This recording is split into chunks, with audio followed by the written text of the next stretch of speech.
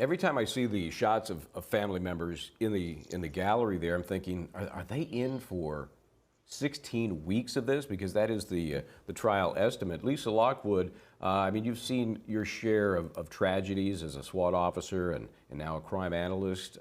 This has got to be up there in terms of the impact it has on the families, on the community.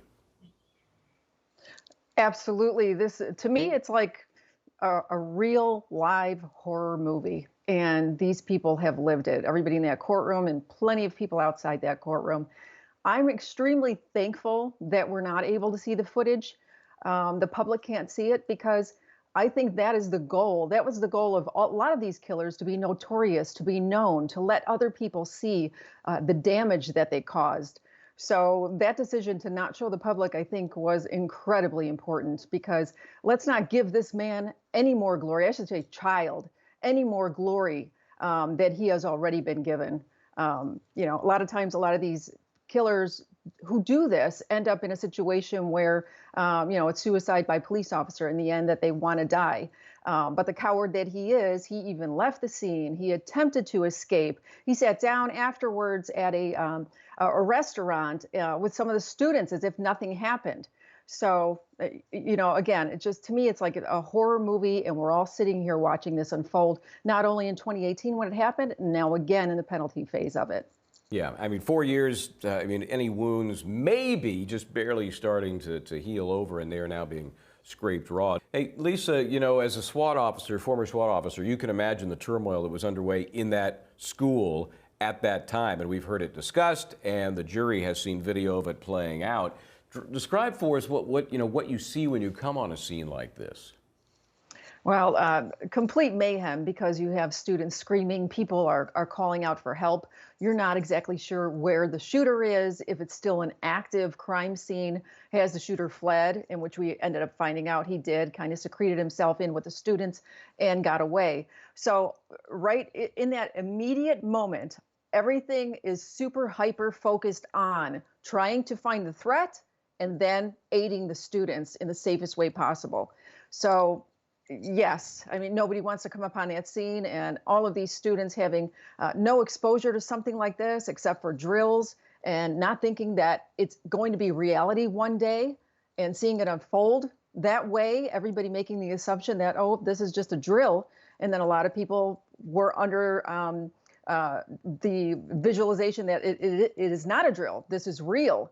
So the mayhem that unfolded, I can't imagine because it is like a war zone. Yeah, and in fact, one of the teachers said, I thought it was a drill. They told us we were going to have a drill sometime in the first part of this second semester. Boy, you can imagine the mindset of this woman. She's handling the study hall. She knows they're trying to, kind of catch us off guard with a drill about the active shooter. First of all, having training to be ready for an active shooter is probably a little bit surreal in the first place. Yeah, that'll never happen. That'll never happen to us here. Lisa Lockwood is here. She is a former SWAT officer, current crime analyst, and Dr. Joni Johnston, a clinical and forensic psychologist. So, Lisa, we have these professionals that have been at least partially trained and are expecting this drill for which they figure, well, they got us on this one and didn't expect it, didn't think it was coming. What's the mindset there? What triggers the brain to say, this ain't a drill. This is the real thing? Because nobody ever expects that it's going to happen to them. Nobody thought in their school, we're just doing this because it is happening in the country, but it won't happen to us. Same thing with Uvalde. They also had training on what to do. The police department had training on what to do. They were supposed to reinforce doors, reinforce windows, but none of it happened, and the funds weren't there to do it. So it's the whole mindset of it won't happen to us. The thing about these drills, too, with all of this training, when you think about it, is a lot of times these killers are the students. They're part of the drills. They're part of the training. They know how to protect themselves. They know that doors are going to be locked. So they're looking for those loopholes and those opportunities to get in the school and to do the mayhem and the horrible murder that they end up doing. So, as much as you try to protect these children and put things in place to fortify and harden the target, there still are going to be ways for the bad guy to penetrate it and figure out how to unleash the mayhem that they expect that they want to do. Lisa, as you hear this woman testify about what she was doing that day, and even as this developed, she kept asking herself, is this a drill? Is it not?